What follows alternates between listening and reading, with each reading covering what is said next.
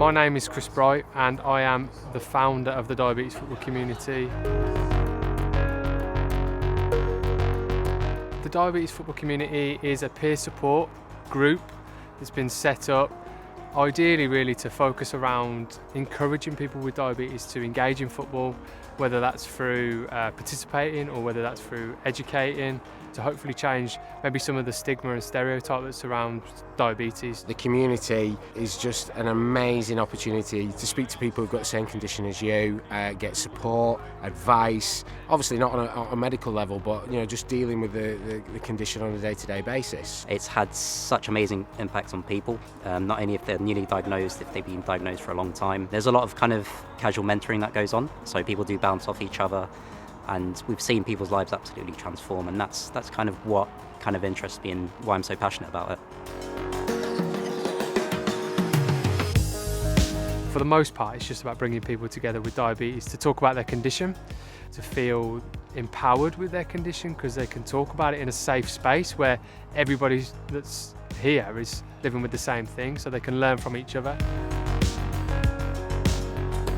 I think the impact of the pandemic has been huge for people with diabetes. It's been a really difficult time because obviously, I go to the gym, I play football, and it just went.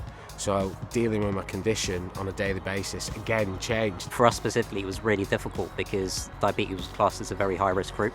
We were extremely fearful about what that meant. For the first time, I think, in many of our lives, we felt vulnerable.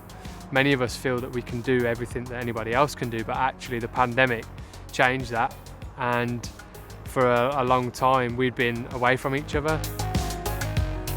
TDFC has helped participants through the pandemic by engaging in a number of different things, but mostly using technology. So we've utilised WhatsApp groups a lot.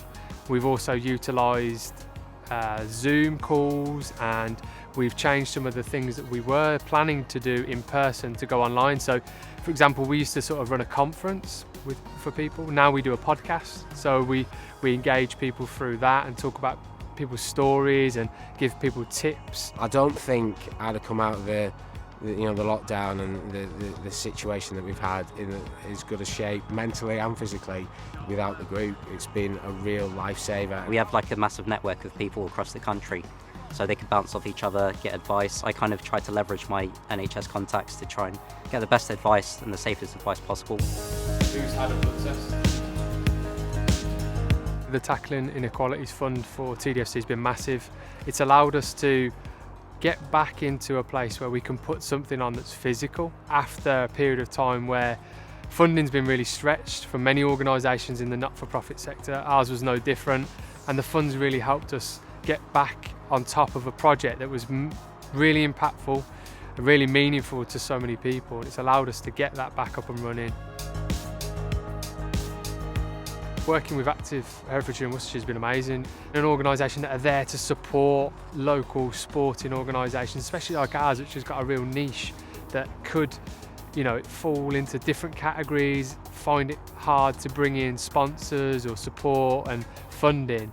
Having Active Herefordshire and Worcestershire there to bounce ideas off and get that support, channel us in different directions, help us find venues and help us find the funding that helped us deliver this has been massive. One of the biggest challenges that we found is finding a facility, finding a venue that is happy to take on people that are clearly been identified as vulnerable, that are living with a condition that the coronavirus has adversely affected. Seeing the impact that sport has had on some of these guys, changed the whole way that they manage their condition just by engaging them with their condition in a different way. They've come first for the fact that it's football and futsal, and then the power of the sport brings them in for you then to try and impact on the way that their health outcomes might be going, and then to have a proper conversation with them about how they're looking after themselves. And that has, and I know it has, it's changed a few of their lives completely, the way that they look after themselves, the way that they test, the way that they engage with their healthcare teams, the way they ask questions, the way they look at themselves in the mirror whilst living with diabetes. Coming back and seeing the guys again, smile on my face, spring in my step, I don't feel 45 anymore. I feel like I'm a 20-year-old. I'm just happy to be engaged with them all again. I can't wait to get over with the guys, have the banter, play the sport, talk about the condition, and just feel, I can feel my confidence bubbling up.